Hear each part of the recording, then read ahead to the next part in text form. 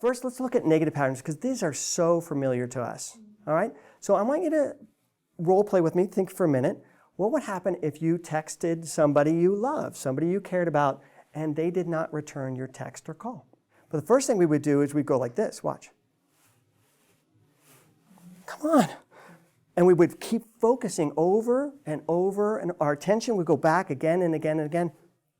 They haven't texted. They haven't texted. They haven't called back. They haven't texted. They haven't called back. So first thing we do is we'd apply our attention to that again and again and again. Second thing that would happen, and maybe you don't even notice it happening, is you'd start to feel some energy. What's going on? They're not getting back to me.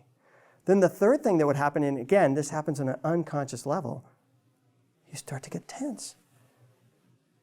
And then what happens is then we start thinking, what is going on here?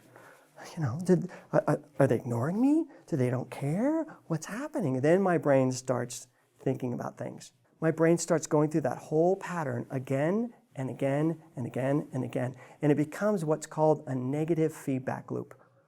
And each part reinforces the other parts.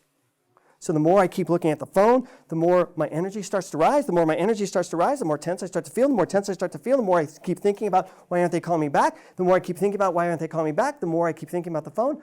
And it just becomes a feedback loop, a negative feedback loop where I'm just spun over and over and over again. Now, normal cognitive behavioral therapy would say, oh, let's just change the thought. But that would really be ineffective because I'm trying to change one part of the process, but not the whole part of the process. So it's definitely something we need to change, but we need to change the whole process. All right.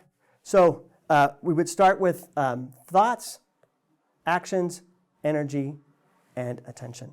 Now, a lot of times we do pattern interrupts. And pattern interrupts are when we take one piece of that loop, and because it's a feedback loop that keeps going around and around and around, if you jump in and try to break one part of the loop, it will give you momentary relief. It really will.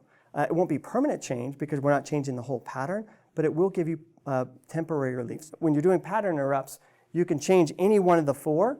You can change your thoughts, your actions, your energy, or your focus, what you're focusing on. We all do these interrupts all the time with ourselves. We just don't know we're doing them.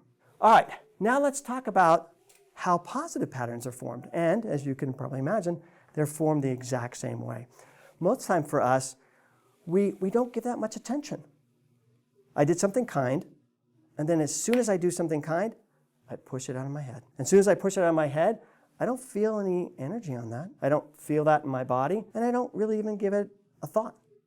And because of that, there's no positive loop formed. But that's the only way a positive pattern is going to form is if we give it some attention, we give it some energy, we give it some action, we put it into our body, and then we actually allow ourselves to think about it, talk to ourselves about it.